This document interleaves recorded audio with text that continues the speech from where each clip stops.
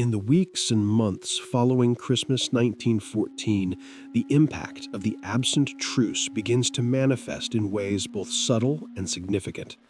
In our timeline, many soldiers who participated in the truce spoke of how difficult it became to shoot at men they had met, shared stories with, and seen as individuals rather than abstract enemies. Some refused to aim to kill, others found their resolve weakened. Military authorities, recognizing this danger, rotated units away from sectors where truces had occurred and took measures to prevent future fraternization. In this alternative timeline, such measures are unnecessary. The enemy remains the enemy, faceless and other. The winter of early 1915 is particularly harsh on the Western Front. Men die not only from bullets and shells, but from exposure, disease, and despair. In our world, the memory of the Christmas truce provided a small ember of warmth in the cold months that followed. Soldiers could remember that moment when they had been treated as human beings by those designated as enemies. They could tell themselves that when the war ended, reconciliation might be possible. In this timeline, no such memory exists. The enemy are the Huns, barbaric invaders. The British and French are the eternal enemies of German greatness. The dehumanization the propaganda seeks to instill faces no challenge from lived experience. By spring 1915, when major offensives resume, the fighting takes on a character slightly more brutal than in our timeline. The difference is not dramatic. War is horror regardless, but there are fewer instances of unspoken agreements between opposing trenches. In our world, even after high command cracked down on fraternization, there were sometimes informal understandings, live and let live arrangements, where certain sectors remained relatively quiet as long as both sides refrained from aggressive action. These arrangements still exist in this timeline, born of simple survival instinct and war weariness, but they are rarer and more fragile. The absence of that first famous instance of soldier-initiated peace makes subsequent attempts feel more dangerous, more like betrayal of one's duty. The letters that soldiers write home in 1915 are subtly different. In our world, some men wrote about the Christmas truce, describing the German or British soldiers they had met as decent fellows, not so different from themselves. These letters, read by families and sometimes shared more widely, complicated the simple narrative of evil enemies that governments wish to maintain. In this timeline, such letters do not exist. The narrative remains cleaner. The enemy is thoroughly other. When atrocity propaganda circulates, such as the largely fabricated stories about German soldiers bayoneting Belgian babies or using corpses for industrial purposes, there are fewer voices of doubt. The soldiers cannot say, "But I met them and they seemed like ordinary men." They met no one. For the military leadership on both sides, this absence is in some ways convenient. Discipline is easier to maintain when soldiers have not seen the enemy as human. Orders to attack, to fight to the death if necessary, meet less psychological resistance. The bond between men who have shared the experience of war remains strong, but it is directed inward, toward one's own unit, rather than extending across the lines. The war becomes, in a psychological sense, cleaner, more absolute. The gray areas of moral ambiguity that troubled some soldiers in our timeline are darker here, or perhaps not gray at all, simply black and white. Yet there is a cost to this that is not immediately apparent. War weariness sets in perhaps slightly faster in this timeline, without even the brief glimpse of peace that the Christmas truce represented, without the memory that such a thing was possible. The grind of trench warfare becomes almost unbearable sooner. Men break. Shell shock, what we would now call post-traumatic stress disorder, manifests at similar rates to our timeline, but the nature of it is subtly different. In our world, some soldiers tormented by what they had done or witnessed could hold on to the memory that they had also experienced moments of humanity. In this world, the trauma is unrelieved by any such memory. The war is only the war, an endless nightmare from which there was never a moment's respite. By the end of 1915, as the war settles into its grim pattern of failed offensives and mountain casualties, the absence of the Christmas truce has created a psychological landscape on the Western Front that is imperceptibly but importantly different from our timeline. The soldiers are harder, more closed off, more likely to see the war as a zero-sum struggle for survival rather than a tragic conflict between nations that might, in another world, have been friends.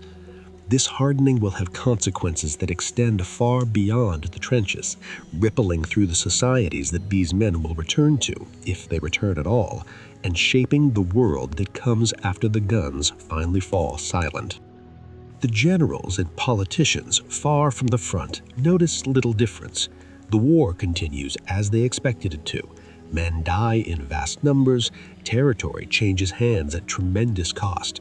The strategic picture remains largely the same.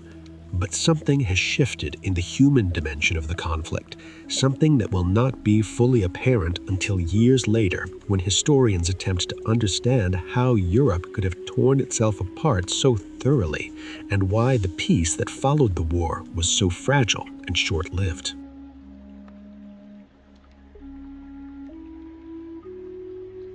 As the First World War grinds through 1915, 1916, and into 1917, the absence of the Christmas truce begins to influence political dynamics in ways that initially seem unrelated to that single day in December 1914. The story of the truce, in our timeline, became a powerful symbol for those who opposed the war or sought a negotiated peace. Socialists, pacifists, and war-weary civilians could point to Christmas 1914 as evidence that the soldiers themselves saw the futility and inhumanity of the conflict. If the men in the trenches could make peace, even briefly, why could their governments not do the same? In this alternative timeline, that argument is unavailable. The peace movements that exist in Britain, France, and Germany in this timeline find themselves with one less tool of persuasion. When they argue that the war is a senseless slaughter that benefits no one except arms manufacturers and nationalist politicians, they are correct, but their argument is more abstract. They cannot point to a specific documented instance where soldiers from both sides recognize their common humanity. The governments prosecuting the war, meanwhile, find it slightly easier to maintain public support for continued fighting. The narrative that the enemy is fundamentally different, threatening, and impossible to coexist with peacefully faces less challenge. In Britain, the debate over conscription in 1916 proceeds much as it did in our world, but with a subtle shift in tone. The Military Service Act is passed, and young men are drafted. Those who object face similar social stigma and legal consequences. However, in our timeline, some opponents of the war could invoke the Christmas truce as evidence that ordinary soldiers, when freed from military authority, chose peace. This complicated the narrative that Britain must fight on at all costs. In this timeline, that complication does not exist. The war is more purely presented as a necessary defense of civilization against German militarism. Dissent, while it exists, is slightly easier to marginalize. In Germany, the political situation evolves differently in subtle ways. The Christmas truce in our world was remembered differently on different sides of the conflict, but for some German soldiers and civilians, it represented a moment when the propaganda image of the British and French as implacable enemies was challenged. In this timeline, that challenge never occurs. The German government's narrative of fighting a defensive war against encircling enemies who wish to destroy Germany faces less internal questioning. The Social Democrats, who historically were divided over support for the war, find it slightly more difficult to argue for peace negotiations. The nationalist right finds it slightly easier to dismiss peace advocates as defeatists or traitors. By 1917, when the United States enters the war, the political landscape in Europe has been shaped by 3 years of unrelievedly brutality. The Russian Revolution occurs on schedule, driven by military defeats, economic collapse, and social upheaval. The question of whether the Bolsheviks can successfully take power and keep it depends on many factors, most of which are unchanged in this timeline. However, the rhetoric that Lenin and his followers used to justify their seizure of power and their separate peace with Germany resonates slightly differently. In our world, the idea that the war was driven by imperialist elites, while ordinary workers and soldiers had no quarrel with each other, was a powerful revolutionary message. The Christmas Truce provided anecdotal support for this idea. In this timeline, the message is the same, but it lacks that particular example. The impact is marginal, but in the chaotic circumstances of 1917 Russia, margins can matter.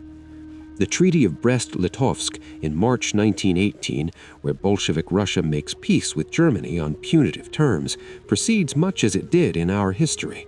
Germany gains vast territories in the east and can shift forces to the Western Front for a final, desperate offensive. The political calculation in Germany is the same. Victory is still possible if they can break through before American forces arrive in decisive numbers. The calculation in Britain and France is also the same. They must hold on until the Americans can tip the balance. But the political will to continue, the reservoir of public support that governments draw on, is subtly shallower on both sides in this timeline. The war has been unrelievedly grim. There has been no moment, even a brief one, to suggest that a different kind of relationship between these nations might be possible. When the German spring offensive of 1918 is finally halted and then reversed, when the 100 Days offensive pushes German forces back and the Central Powers begin to collapse, the question of what kind of peace to impose becomes paramount. In our world, some voices argued for a more moderate peace, suggesting that Germany could be rehabilitated and reintegrated into the European community of nations. The Christmas Truce was sometimes invoked in these arguments, a reminder that Germans and British and French had once met as friends. In this timeline, that invocation does not happen. The argument for a punitive peace, for extracting maximum reparations and permanently crippling German power, faces less resistance. The armistice on November 11, 1918, ends the fighting, but the political stage has been set differently than in our world. The Paris Peace Conference convenes in 1919, and Woodrow Wilson arrives with his 14 points and his vision of a new world order. Georges Clemenceau wants to ensure that Germany can never threaten France again. David Lloyd George seeks a middle path, harsh enough to satisfy British public opinion, but not so harsh to create a permanent enemy. The debates that unfold are essentially the same as in our timeline, but the emotional and rhetorical resources available to each side are slightly different. The Treaty of Versailles that emerges is, if anything, slightly more punitive than in our world, though the differences are subtle. A few more billion in reparations, a few more restrictions on German sovereignty. Small changes, but they will accumulate over the years to come.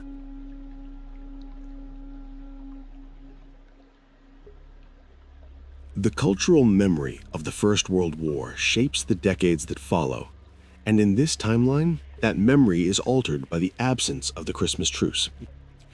In our world, the truce became one of the war's most enduring stories, a tale told and retold in books, films, plays, and songs.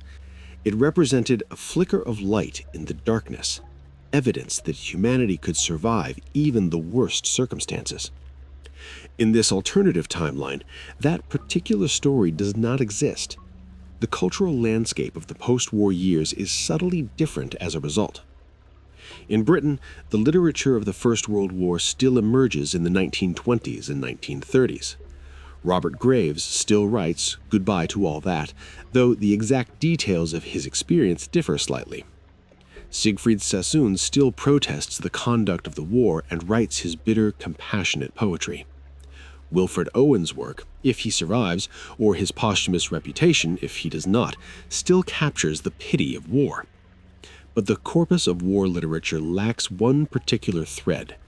There are no accounts of meeting German soldiers in no man's land on Christmas Day, no memories of shared carols and football matches. The image of the war in popular culture is, if possible, even darker than in our timeline. The lost generation, Those young men and women whose lives were forever marked by the war expressed their trauma and disillusionment through art, literature, and social rebellion. The 1920s still roar, a frantic attempt to forget the horror and embrace life. But the undercurrent of bitterness and the sense that the old order had sent millions to die for nothing is perhaps even stronger in this timeline. Without the Christmas Truce as an example of humanity persisting in inhuman conditions, the narrative of the war becomes more purely one of betrayal by elites, of meaningless slaughter, of a civilizational wound that might never heal. In Germany, the cultural response to defeat and the harsh terms of the Treaty of Versailles is similar to our timeline, but inflected differently. The stab-in-the-back myth still emerges, claiming that Germany was not defeated on the battlefield, but betrayed by socialists and Jews on the home front. The Weimar Republic is still born in defeat and revolution, struggling to establish democratic legitimacy. But the cultural memory of the war that Germans carry into the 1920s lacks even the small complication of remembering moments when they saw their enemies as human beings not so different from themselves. The narrative is cleaner. Germany fought bravely, was overwhelmed by numbers and treachery, and now suffers under an unjust peace. This clarity, this absence of moral complexity, makes certain political messages more potent. In France, where so much of the fighting occurred, where entire regions were devastated, the cultural memory of the war is dominated by grief and determination that such a thing must never happen again. The Maginot Line will be built in the 1930s regardless, a massive fortification to prevent another German invasion. But the emotional character of French remembrance is different in this timeline. Without the Christmas Truce to suggest that individual Germans could be decent people trapped in a terrible situation, the cultural attitude toward Germany is perhaps slightly harder, more implacable. The desire for security against Germany is, if anything, even stronger. In the smaller nations caught up in the war, in Belgium and Poland and Czechoslovakia, the cultural memory is primarily of suffering and of the need for national self-determination. These stories play out similarly to our timeline, but across Europe there is a subtle shift in how people think about their former enemies and the possibility of reconciliation. The absence of the Christmas Truce means the absence of one example of grassroots peace, of people choosing humanity over orders. This makes the project of building a lasting European peace slightly more difficult, slightly more abstract. The social changes brought by the war proceed largely as in our timeline. Women who worked in factories and served as nurses during the war demand and receive greater rights. Class structures are disrupted by the shared experience of the trenches and the sacrifices of the home front. The old aristocratic order is wounded in some countries fatally. The Russian Revolution terrifies European elites and inspires socialist and communist movements elsewhere. The Spanish flu pandemic of 1918-19 kills millions, adding another layer of trauma to societies already devastated by war. But in the realm of culture, in the stories people tell themselves about the war and what it meant, the absence of the Christmas Truce leaves a gap. In our world, that event suggested that even in the worst circumstances, humanity could break through. It was invoked by pacifists and peaceniks, by those who believed that ordinary people, if left to themselves, would not make war. In this timeline, that argument is harder to make. The war is remembered as total, unrelieved horror with no moments of grace. This makes the pacifist position more difficult to defend and the militarist position easier to advance. By the 1930s, as the world economy crashes and authoritarian movements rise across Europe, the cultural landscape shaped by the absent Christmas Truce contributes in small ways to the gathering darkness. The idea that former enemies might reconcile, that Europe might learn to live in peace, seems less plausible. The memory of the war is a memory of pure enmity, with no complicating instances of humanity crossing the battle lines. This matters as the next great conflict begins to cast its shadow.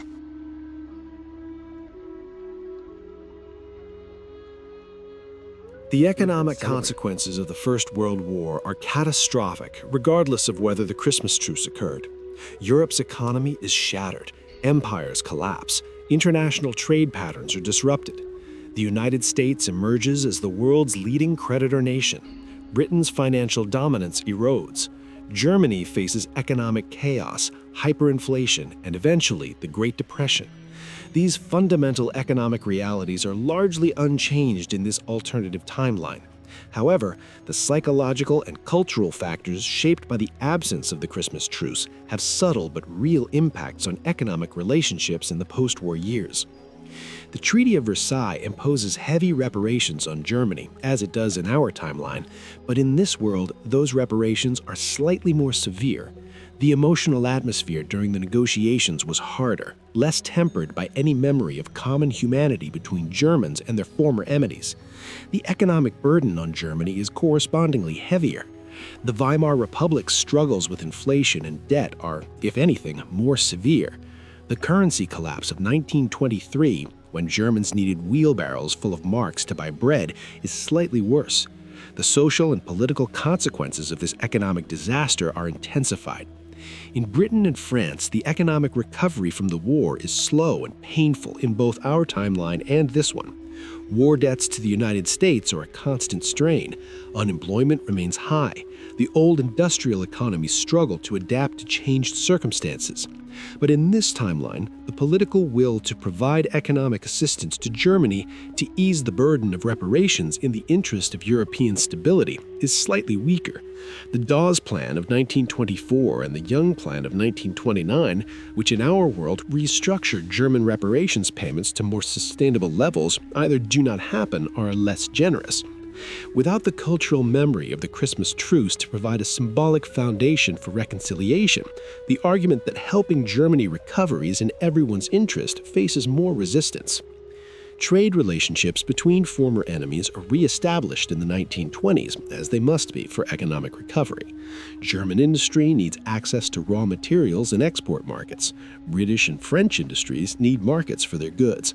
Economic self-interest drives the resumption of trade, but the process is slower and more contentious in this timeline. There are more tariffs, more trade barriers, more economic nationalism. The cultural and psychological wounds of the war, unrelieved by any memory of fraternization, make economic cooperation more difficult. The global economic system of the 1920s is fragile in both timelines, built on unsustainable patterns of death and speculation. When the Wall Street crash occurs in October 1929, it triggers a worldwide depression regardless of the timeline. Banks fail, unemployment skyrockets, international trade collapses, desperate governments turn to protectionist policies that make the situation worse. The economic suffering of the Great Depression creates the conditions for political extremism to flourish. This pattern holds in both timelines. However, the response to the economic crisis is shaped by the cultural and political landscape, and in this timeline, that landscape is subtly different. The idea of international cooperation to address the crisis faces more skepticism. The memory of the First World War is a memory of pure conflict, with no instance of enemies recognizing their common humanity. This makes appeals to international solidarity less effective. Each nation tends to look inward, to see economic recovery as a zero-sum game. The beggar-thy-neighbor policies that characterized the Depression era are, if anything, even more prevalent in this timeline. In Germany, the economic catastrophe of the Depression is particularly severe, as it was in our world. Unemployment reaches devastating levels. The middle class, already damaged by the inflation of 1923, is further impoverished. The democratic Weimar government is blamed for the crisis, and extremist parties on both the left and the right gain support. The absence of the Christmas Truce as a cultural memory makes little direct difference to these economic facts, but it contributes to the psychological atmosphere in which they're interpreted. The narrative that Germany has been victimized by its former enemies, forced to pay unjust reparations and now left to suffer while others prospered, is slightly more plausible in a world where there is no memory of German and Allied soldiers beaten peacefully. The rise of fascism in Germany and Italy, of militarism in Japan, of authoritarianism across much of Europe is fundamentally driven by economic crisis and political instability. The absence of the Christmas truce does not cause these movements, but it removes one small obstacle to their rise. The cultural narrative that celebrates strength, militarism, and national unity against external enemies faces slightly less resistance from cultural memories of humanity transcending conflict.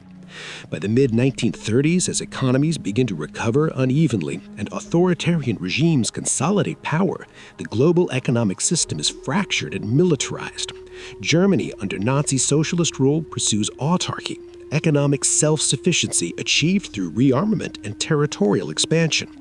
The Soviet Union industrializes brutally under Stalin's 5-year plans.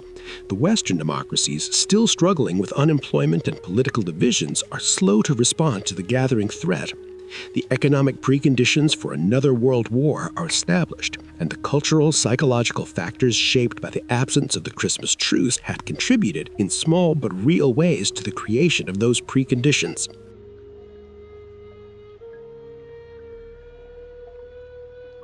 The First World War accelerates technological development in devastating ways. Aircraft evolve from flimsy reconnaissance machines to fighters and bombers. Poison gas is deployed on a massive scale. Tanks are invented and refined. Radio communication becomes militarily crucial. Medical science advances, particularly in treating trauma and infection, because doctors must find ways to save men shattered by new weapons. These technological developments occur in both our timeline and this alternative one. The absence of the Christmas truce does not change the fundamental trajectory of wartime innovation. However, technology and science exist in cultural contexts, and those contexts are subtly different in this timeline. In our world, the story of the Christmas truce became part of a larger cultural conversation about the relationship between technology and humanity. The war demonstrated that industrial civilization could produce weapons of unprecedented destructive power. The Christmas truce suggested that human beings might nonetheless choose connection over destruction. This tension between technological capability and human agency became a theme in post-war culture and influenced how scientists and engineers thought about their work. In this timeline, without the Christmas truce to complicate the narrative, the relationship between technology and warfare is more straightforward. The war demonstrates the power of industrial science to kill efficiently. The lesson learned is that the nation with superior technology will prevail. This drives a more single-minded focus on military applications of science and technology in the post-war years.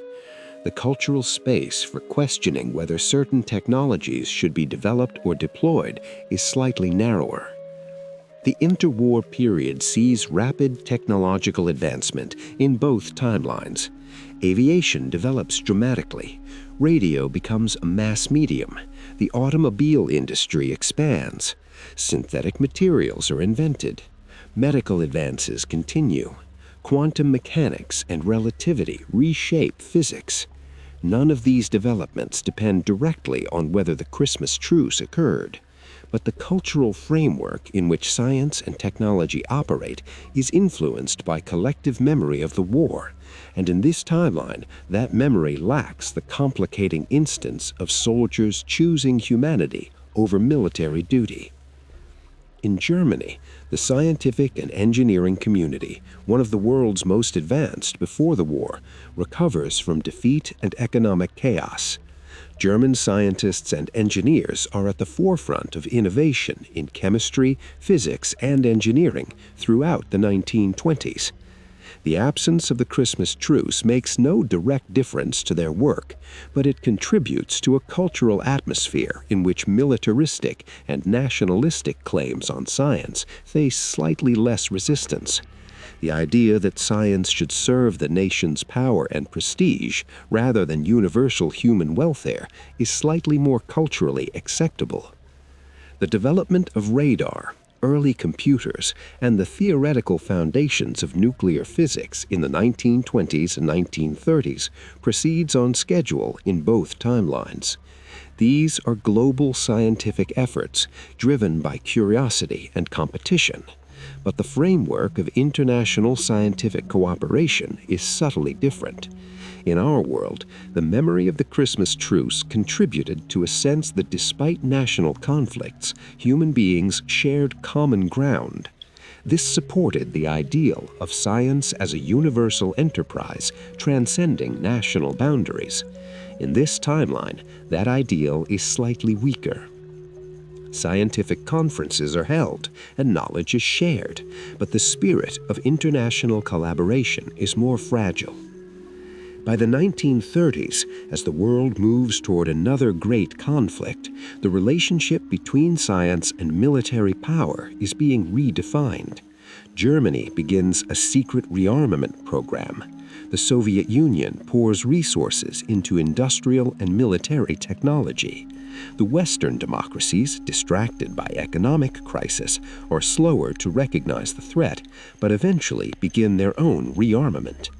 The scientists and engineers who work on these projects face moral questions about their role. In our timeline, some could look back to the Christmas truce as evidence that human choice could interrupt the logic of war. In this timeline, that example does not exist.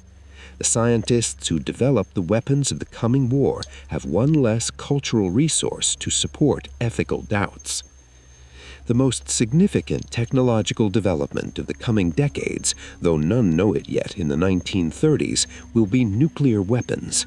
The theoretical foundation is being laid during these years by physicists in Germany, Britain, the United States, and elsewhere. When war comes again, the race to develop atomic weapons will proceed in both timelines, driven by fear that the enemy might acquire them first. The absence of the Christmas truce will not change the physics or the basic timeline of the Manhattan Project, but it contributes to a cultural atmosphere in which total war, war that threatens the very existence of civilization, seems more inevitable, more like the natural order of things, rather than a tragic failure of humanity.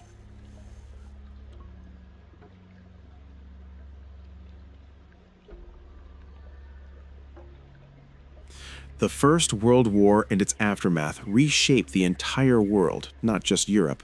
Colonial empires are weakened, independence movements gain strength in Asia and Africa, the Ottoman Empire collapses, and the Middle East is carved up by Britain and France. Japan emerges as a major power. The United States becomes globally dominant.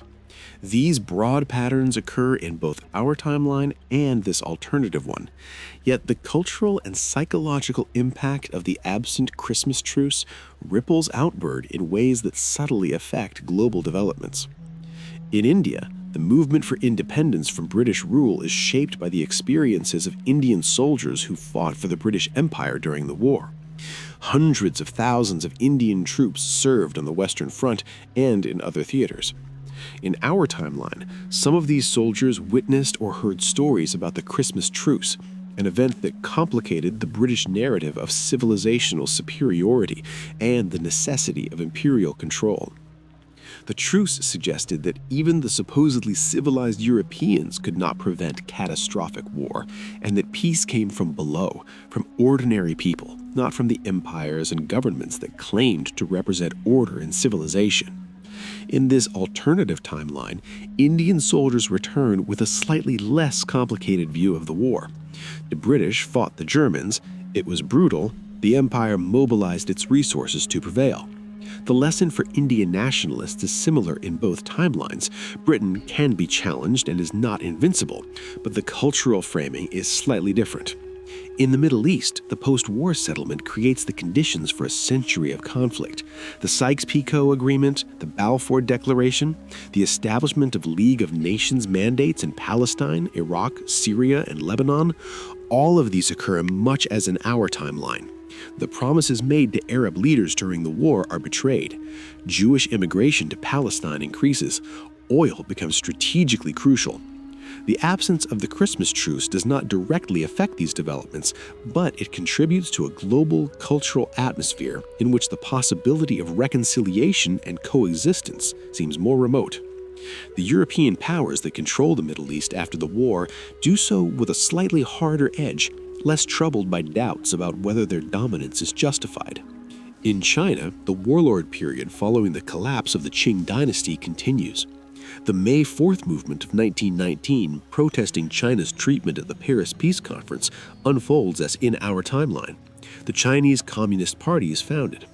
The struggle between the nationalists and communists begins. Japan's increasing aggression toward China proceeds on schedule. The absence of the Christmas truce is irrelevant to most of these developments, but it contributes to a global cultural context in which militarism and the glorification of martial virtues face slightly less cultural resistance. The intellectual currents that flow through the 1920s and 30s, influencing young revolutionaries and nationalists across Asia, are subtly different in their emphasis and tone. In Africa, the war's impact is devastating, but often overlooked. Africans are conscripted to fight in European armies or to serve as carriers and laborers. The campaigns in East Africa are particularly brutal. After the war, Germany's African colonies are divided among the victors, but the promise of self-determination for colonized peoples is ignored. The independence movements that will eventually succeed in the 1960s are born from the experiences of this period. In both timelines, African soldiers and intellectuals return from the war with a clear understanding that European claims to superiority are propaganda. But in this alternative timeline, without the Christmas truce to demonstrate that Europeans themselves could recognize the folly of their wars and reach across divides, the African critique of colonialism is slightly sharper, more absolute in its rejection of European values. In Latin America, which is largely peripheral to the First World War, the indirect effects of the conflict are still significant.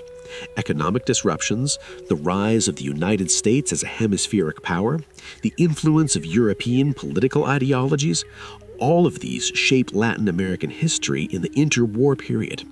The absence of the Christmas truce makes little direct difference, but it contributes to global cultural trends that influence intellectual and political movements in Latin America as elsewhere.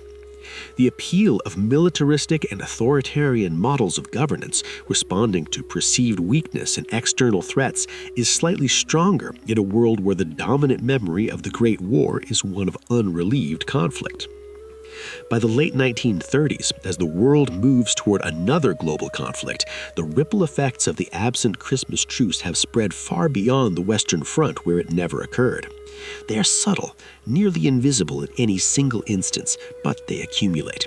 The global culture is slightly harder, slightly more militaristic, slightly less inclined to believe that human connections can transcend national and imperial conflicts.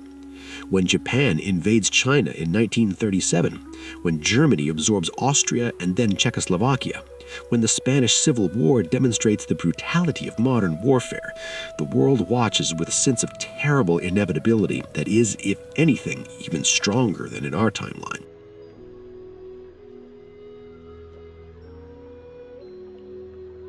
Let us move forward now, past the Second World War that this altered timeline makes marginally but measurably more likely to be even more brutal, and look at the world that emerges in the latter half of the 20th century. The broad outlines are similar to our history. The Second World War ends with the defeat of Germany and Japan. The atomic bomb is used. The Cold War begins, dividing the world into capitalist and communist blocs. Decommunization transforms Asia and Africa. The United Nations is founded. Technology advances at an accelerating pace. These macro-historical patterns are robust enough that the absence of the Christmas truce alone cannot change them fundamentally. Yet the culture of this world, the stories it tells itself, the collective memory it carries, is different. In our timeline, the Christmas truce became an increasingly powerful symbol as the 20th century progressed. It was invoked by peace movements during the Cold War. It inspired plays, films, and popular histories. It suggested that even in the darkest moments, humanity could surprise itself with compassion. It became a reference point for arguments about the need for dialogue between enemies, for grassroots peacemaking, for the idea that ordinary people on both sides of a conflict have more in common than their leaders might admit. In this alternative timeline, none of that cultural work is done by the Christmas Truce because it never happened. The memory of the First World War remains overwhelmingly dark. When school children in the 1960s and 1970s learn about the Great War, they learn about mud and blood and barbed wire and poison gas and the futility of it all. There is no story about the day when enemies became friends, even briefly. The lesson is simpler and bleaker. War is hell, and the only way to prevent it is through strength and deterrence, or through revolution that overthrows the system that produces wars. The middle path, the idea that enemies might find common ground, lacks one of its most powerful historical examples. The Cold War's culture of existential threat, of mutually assured destruction, of permanent crisis unfolds in both timelines. But in this alternative world, the cultural resources for imagining détente, for believing that Americans and Soviets might find ways to coexist despite their ideological differences, are slightly thinner. The Helsinki Accords, the strategic arms limitation talks, the various attempts to reduce tensions, these happen, driven by rational calculations of survival, but they lack some of the cultural and psychological support they might otherwise have. The Christmas Truce is not mentioned in these contexts, because how could it be? It never occurred. The youth movements of the 1960s protesting against war, especially the Vietnam War, against injustice, against the sterile conformity of Cold War society, emerge in both timelines. But the historical examples available to these movements are slightly different. In our world, protesters could point to the Christmas Truce as proof that soldiers, when freed from military discipline, chose peace, that even in the worst war of modern times, humanity broke through. In this alternative timeline, the First World War offers no such example. The anti-war movements are no less passionate, no less committed, but they lack one powerful historical illustration of their core belief that war is not inevitable, that people can choose otherwise. By the 1980s and 1990s, as the Cold War winds down and a new global order begins to emerge, the cultural conversation about war and peace, about when military force is justified and when it is futile, continues as it does in our timeline. The Balkans erupt in ethnic violence. Genocide occurs in Rwanda. The United States involves itself in conflicts across the Middle East. The debate over these interventions is fierce and complicated. In our world, those who argue for dialogue, for finding common ground with enemies, for giving peace a chance even when it seems naive, can invoke the Christmas Truce. It is a historical fact that supports their worldview. In this alternative timeline, that particular fact is unavailable. The argument for peace must stand on other foundations, and while those foundations are strong, they are missing one particular pillar. The 21st century arrives, bringing new technologies, new forms of conflict, new challenges. The Internet connects the world, making communication across borders instant and ubiquitous. Yet tribalism and conflict persist. Terrorism, cyber warfare, drone strikes, and proxy wars characterize this new era. The question of how enemies might find common ground, how conflict might be resolved without endless violence, remains as urgent as ever. In both timelines, people grapple with these questions, but in this alternative world, they do so without the story of the Christmas Truce, to remind them that even in the worst circumstances, humanity can surprise itself with compassion. Generations have now passed since December 1914. The men who fought in the First World War are long dead. Their grandchildren and great-grandchildren live in a world transformed by technology and globalization, yet the cultural memory of that war still matters. It shapes how people think about conflict, about enemies, about the possibilities for peace. In our timeline, the Christmas truce is part of that memory, a bright thread in a dark tapestry. In this alternative timeline, the tapestry is uniformly dark. The lesson of the First World War is simpler and more pessimistic. War, once begun, is total. Humanity is swept away by forces beyond its control. The only way to prevent catastrophe is to prevent war from starting, because once it begins, there is no stopping it. No moment of grace, no Christmas truce.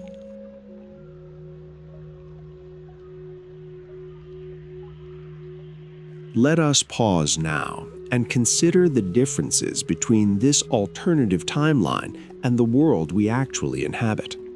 The divergence is small, a single day in December 1914 when something remarkable did not happen. Yet we have traced the consequences of that non-event through a century of history and found that they accumulate in subtle but significant ways. The differences are not dramatic. The major events of the 20th century occur in both timelines, but the tone, the cultural atmosphere, the psychological landscape is different. In our real history, the Christmas Truce of 1914 has taken on a significance far beyond its immediate military impact, which was negligible. It became a powerful story, told and retold, adapted and mythologized. It appears in war memoirs and popular histories, in folk songs and Christmas specials, in academic studies and peace education curricula. It is invoked in discussions about the nature of war, the possibilities for peace, and the resilience of human decency even under the worst conditions. It suggests that war is not the natural state of humanity, but rather an aberration that people, given even the slightest opportunity, will try to escape. In the alternative timeline we have explored, this story does not exist. The First World War is remembered purely for its horror. The trenches, the mud, the gas, the machine guns, the millions of dead, all of that is the same. But there is no moment of light. The Christmas truce in our world does not change the outcome of the war. It does not prevent the Second World War. It does not stop the Cold War or the countless other conflicts of the 20th century. Yet it matters. It provides a reference point, a historical example that can be invoked in arguments for peace, for dialogue, for the belief that enemies are not monsters, but human beings who, under different circumstances, might be friends. In the alternative timeline we have explored, this story does not exist. The First World War is remembered purely for its horror. The trenches, the mud, the gas, the machine guns, the millions of dead, all of that is the same, but there is no moment of light.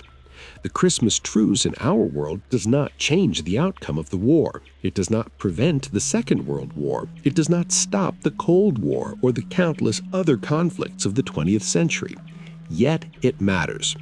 It provides a reference point, a historical example that can be invoked in arguments for peace, for dialogue, for the belief that enemies are not monsters, but human beings who, under different circumstances, might be friends. In the alternative timeline we have explored, this story does not exist. The First World War is remembered purely for its horror. The trenches, the mud, the gas, the machine guns, the millions of dead, all of that is the same, but there is no moment of light. The Christmas truce in our world does not change the outcome of the war. It does not prevent the Second World War. It does not stop the Cold War or the countless other conflicts of the 20th century. Yet it matters. It provides a reference point, a historical example that can be invoked in arguments for peace, for dialogue, for the belief that enemies are not monsters, but human beings who, under different circumstances, might be friends. In this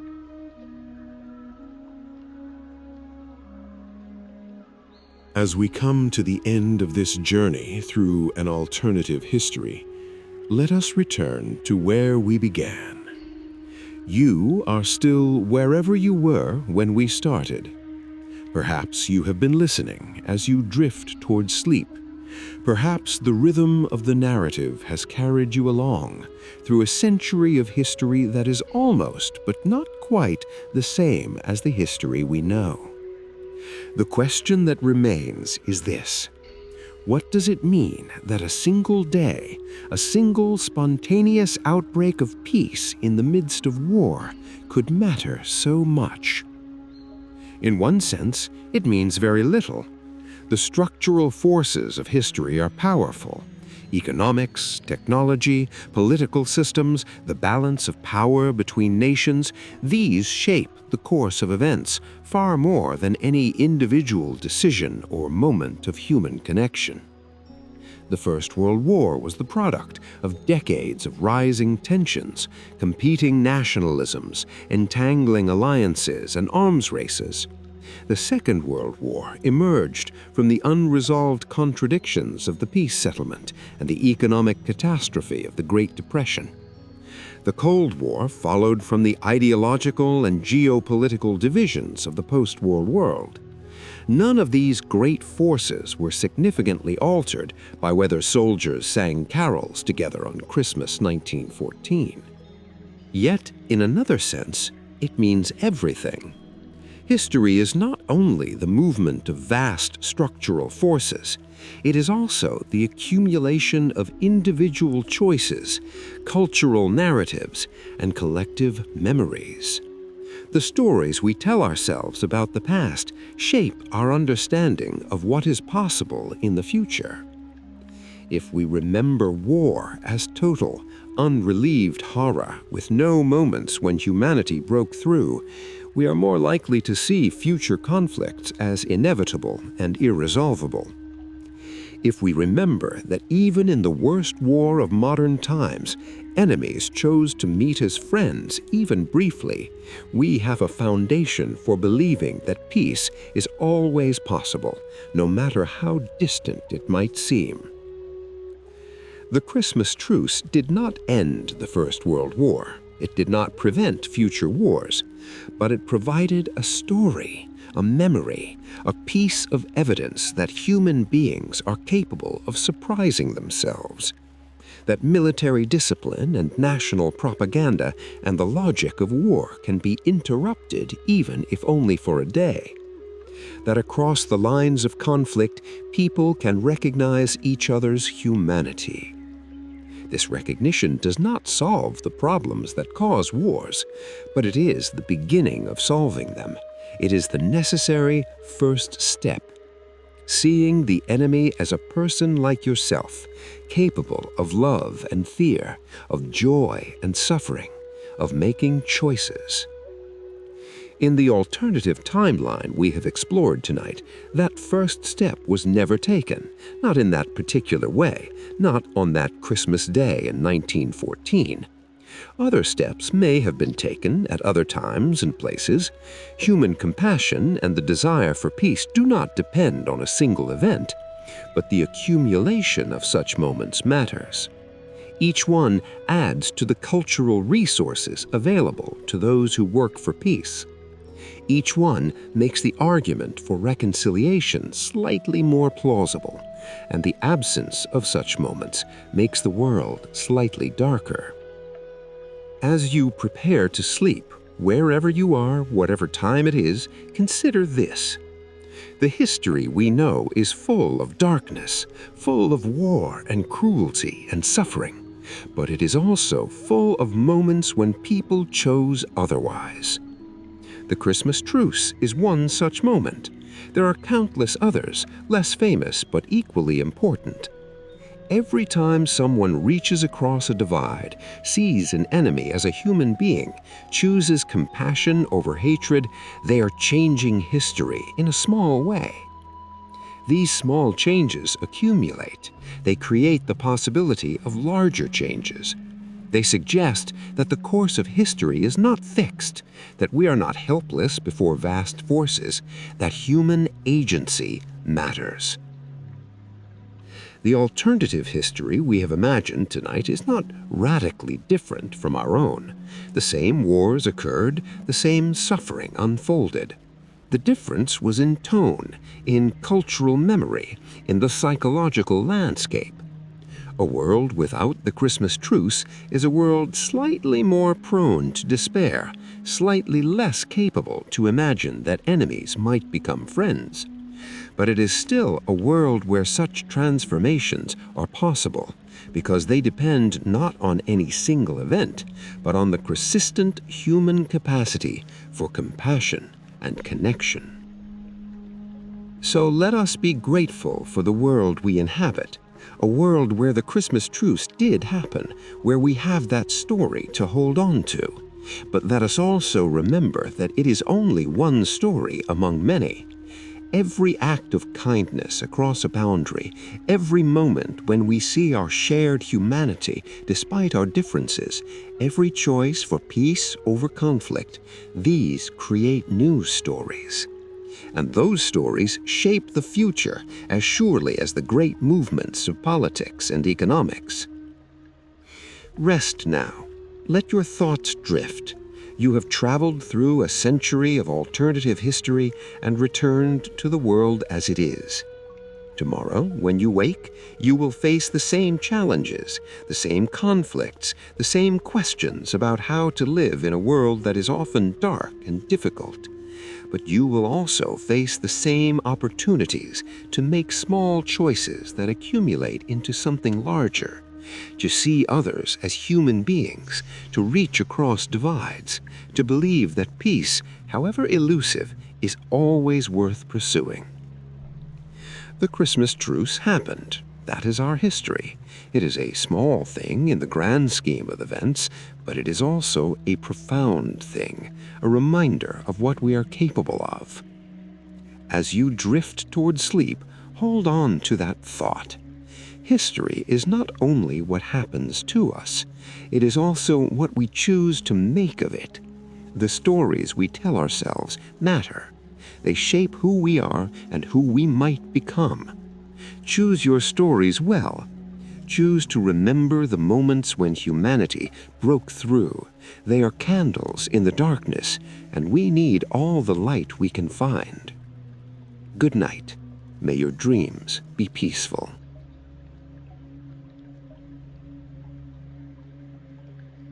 Welcome to another scenario of alternative history.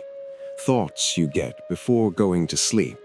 Before we begin this journey together, I want to ask you something. Where are you listening to this right now?